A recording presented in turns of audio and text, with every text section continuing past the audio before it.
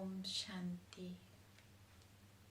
आज 19 जून 2020 के बाबा के महावाक्य हैं। इस मुरली में बाबा ने ये अटेंशन दिलाया कि कई बच्चे बाबा से भी रूठ जाते हैं, फिर पढ़ाई को छोड़ देते हैं। जैसे बाबा कहते हैं कि आश्चर्यवत सुनंती कथंती, और फिर दूसरों को भी सुनाते हैं और उसके बाद भागंती हो जाते हैं।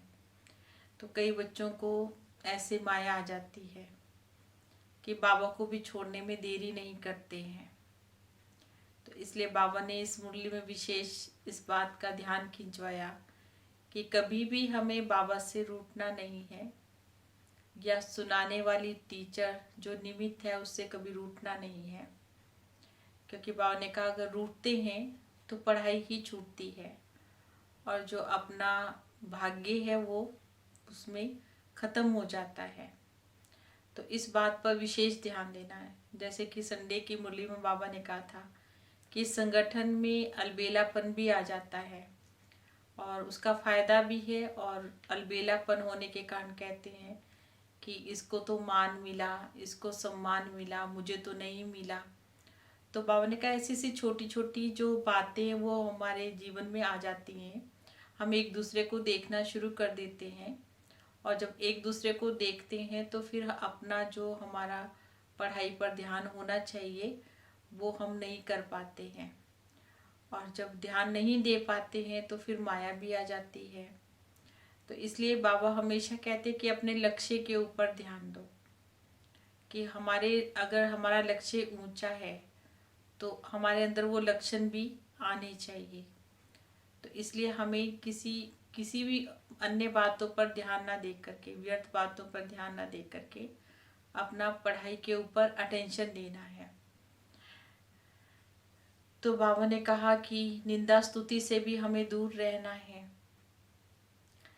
तो आज की मुरली है, मीठे बच्चे अभी तुम्हें निंदा स्तुति मान अपमान दुख सुख सब कुछ सहन करना है। तुम्हारे सुख के दिन अभी समीप आ रहे हैं। क्या करना है? बहुत खास मुरली है और बहुत अटेंशन देने वाले इसमें बातें हैं। बाबा के ये महावाक्य हैं,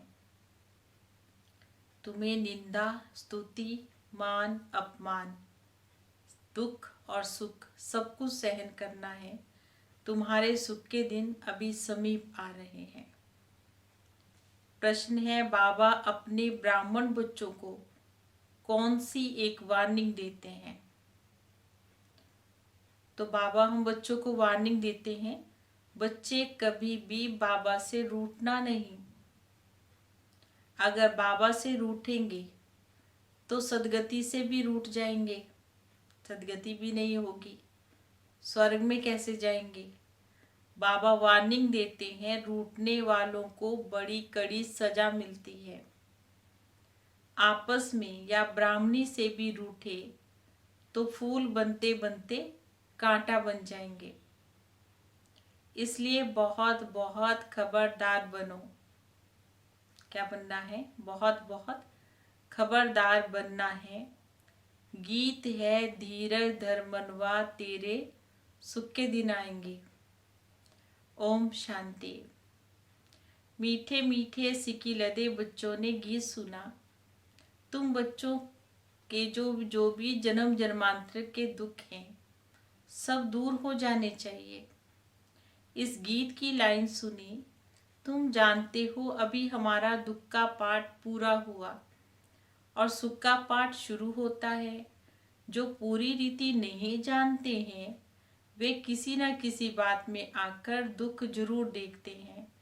यहाँ बाबा के पास आने से कोई ना कोई प्रकार का दुख भासेगा।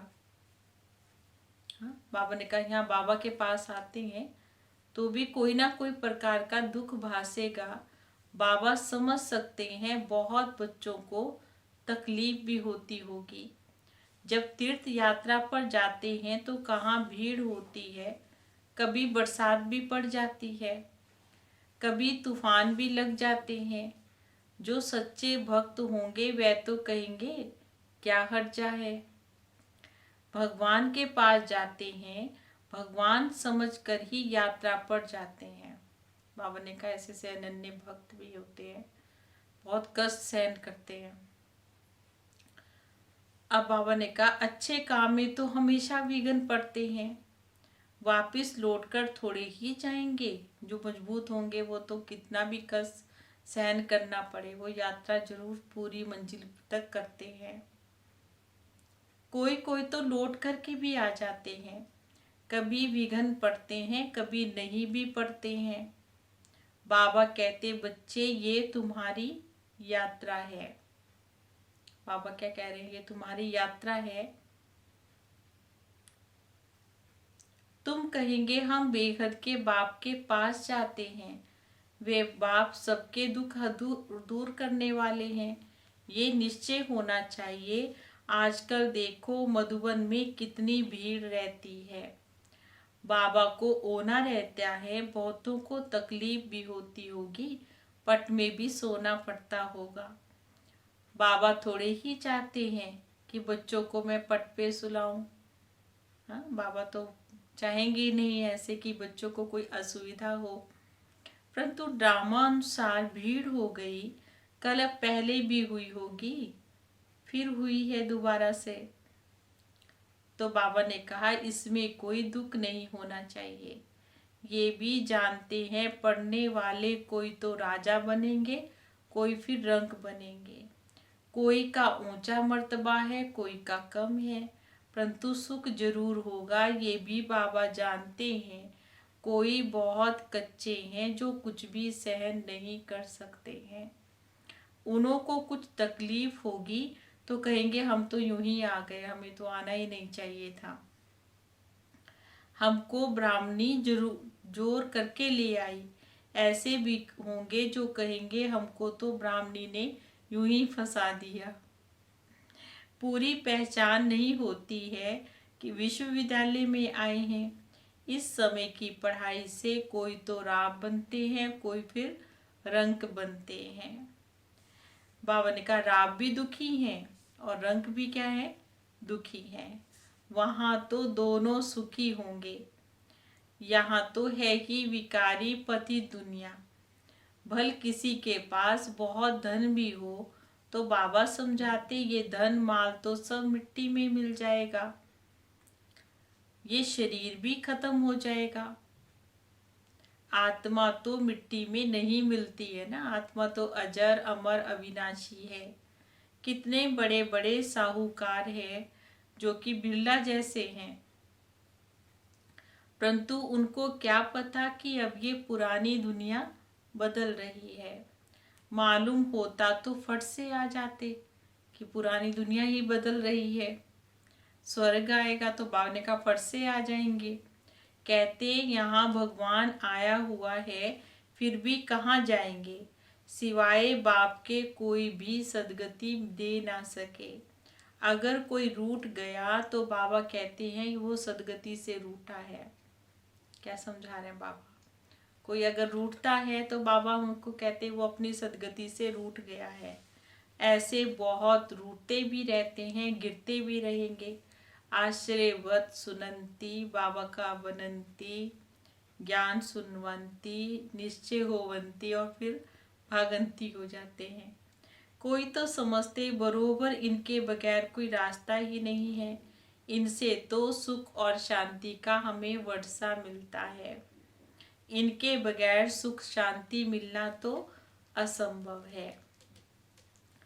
जब धन बहुत हो तब तो सुख मिलेगा ना, धन में भी बहुत सुख होता है, वहां तो आत्माएं शांति में बैठती हैं।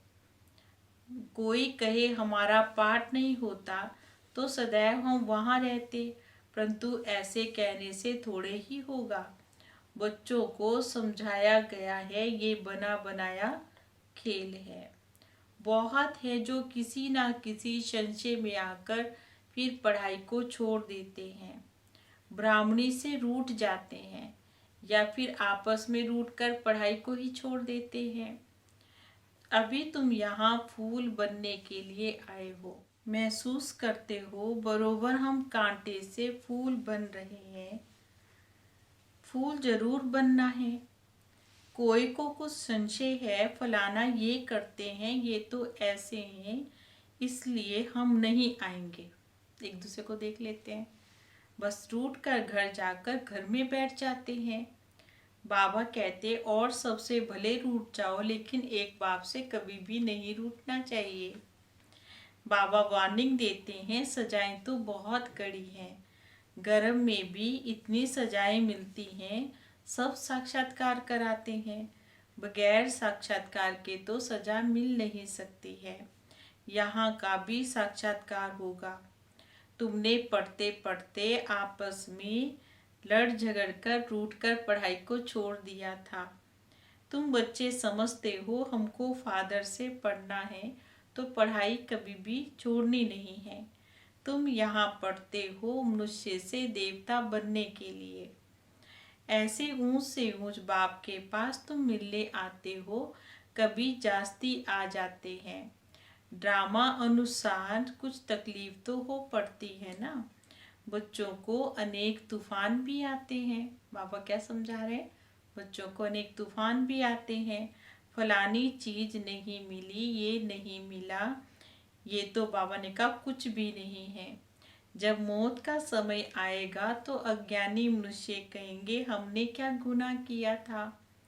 नाहिक जो हमें मारते हैं, उस पिछाड़ी के पाठ को कहा जाता है खूने नाहे खेल। अचानक बॉम्ब्स गिरेंगे, ढेर के ढेर मनुष्य मर जाएंगे। ये खूने नाहक हुआ ना। अज्ञानी मनुष्य तो बहुत चिल्लाएंगे, लेकिन बाबा ने कहा ज्ञानी मनुष्य तो नहीं दुख होगा उनको, क्योंकि उनको पहले से ही मालूम है। तुम बच्चे बड़े खुश होंगे, क्योंकि तुम जानते हो इस दुनिया का विनाश तो होना ही है।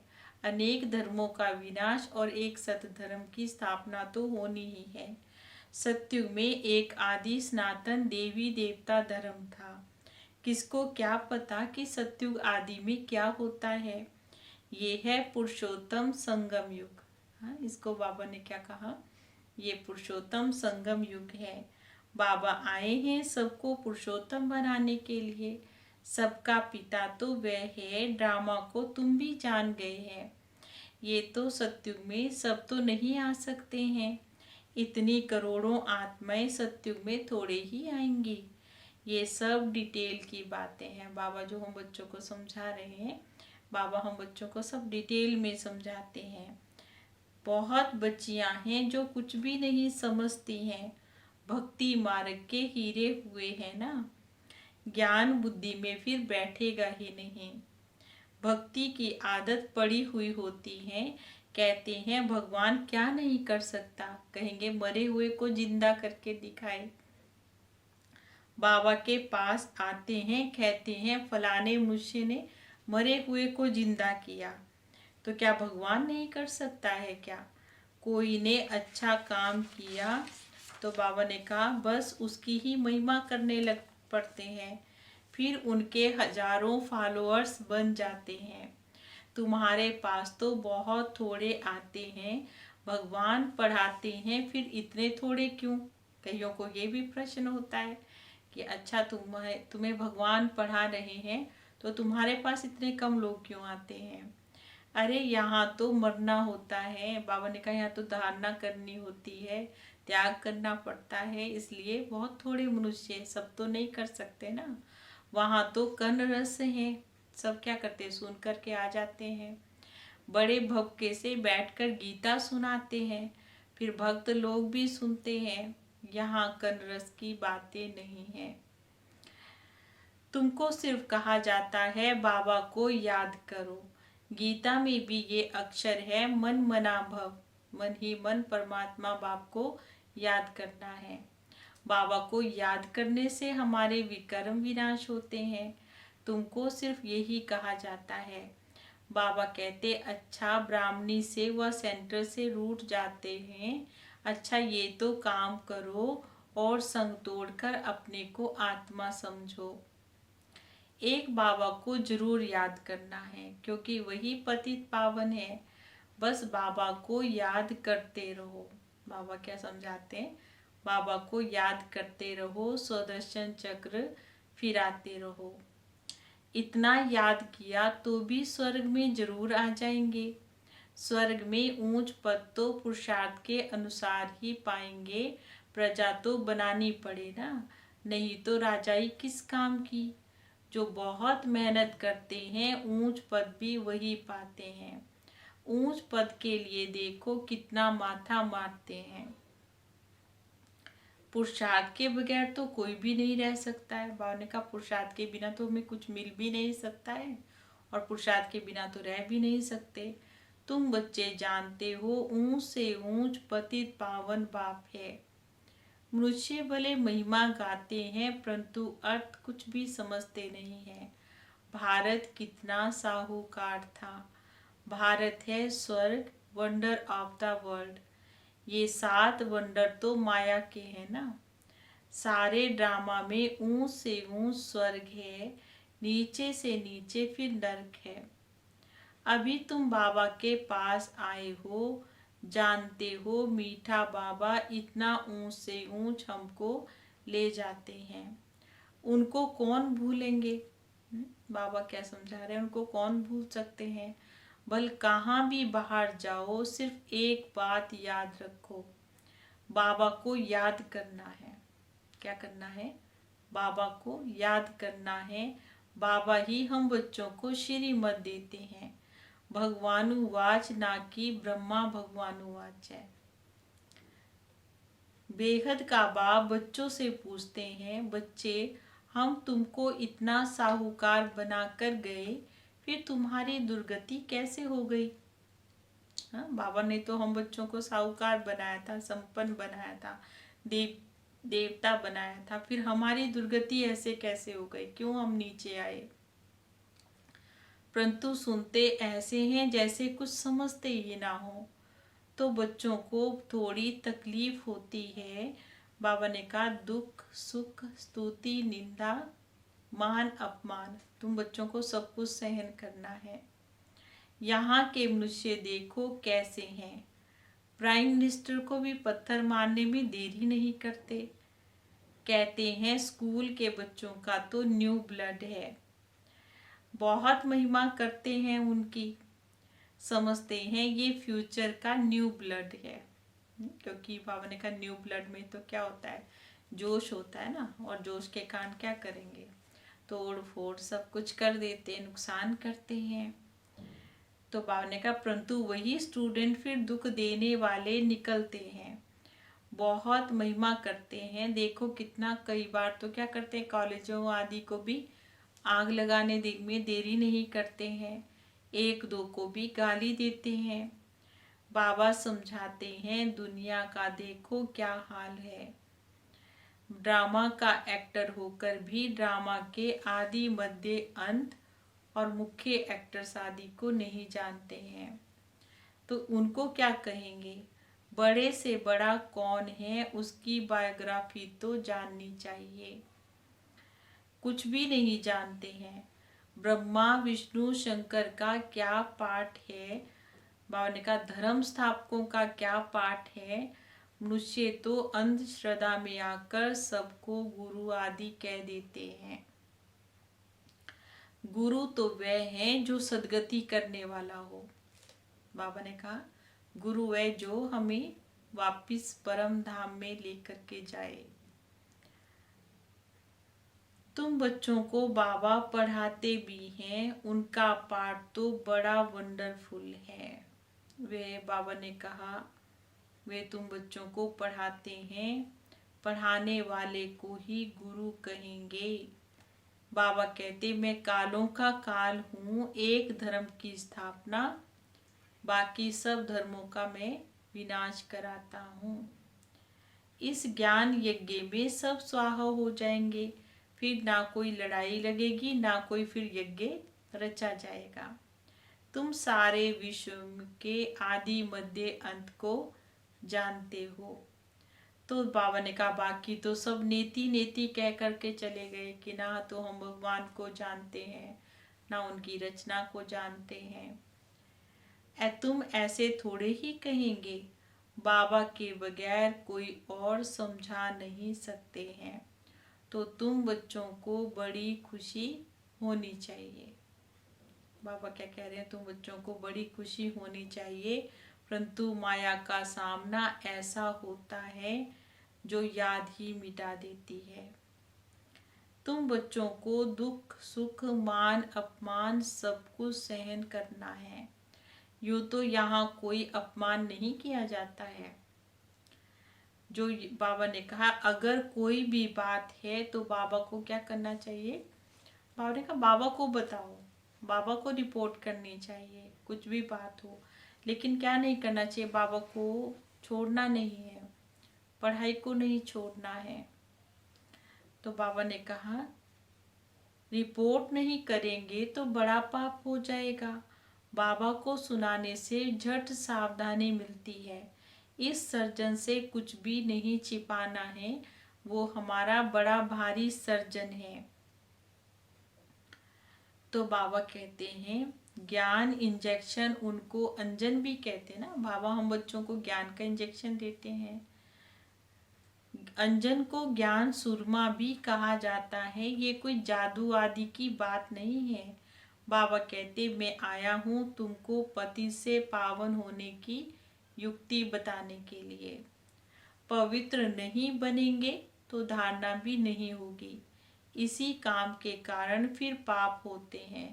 बाबा ने कहा इन पर जीत पानी है। खुद ही विकार में जाता होगा, दूसरा तो किसी को नहीं कह सकेंगे।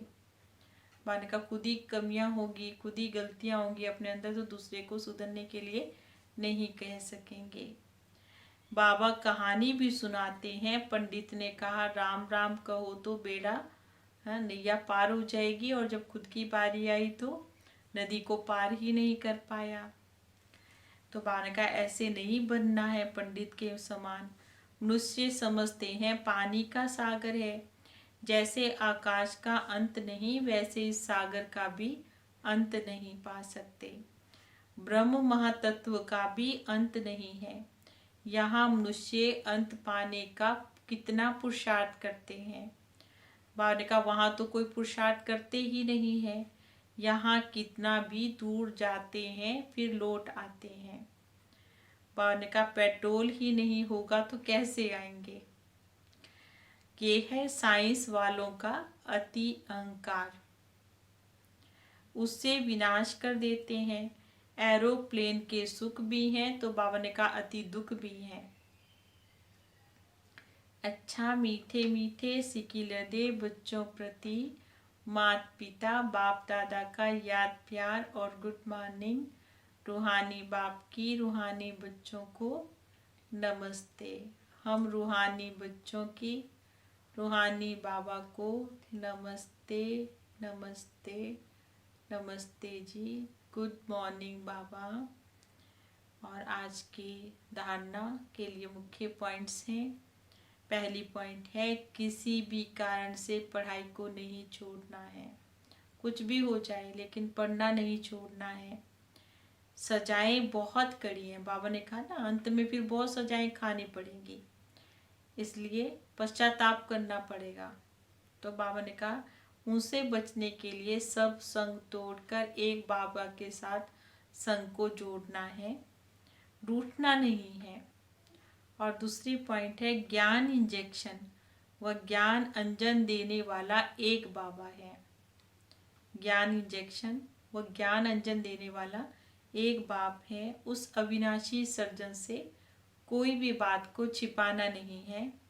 बाबा को सुनाने से झट सावधानी मिल जाएगी, क्योंकि बाबा ने कहा बाबा से कुछ भी छिपाना नहीं है। क्योंकि आज अगर कोई विकार है उसका अंश है तो कल को वंश बन जाएगा। कोई कमी है हमारे अंदर रूठने की, रूसने की, मूड ऑफ करने की, तो वो बात बढ़ती जाएगी फिर। तो इसलिए बाबा को सब कुछ सुनाना है।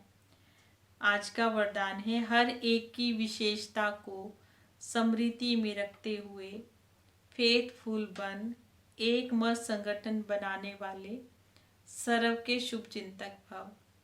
हर एक की विशेषता को स्मृति में रखते हुए बाबा ने कहा हर एक की विशेषताओं को देखना है, उनको बुद्धि में रखना है।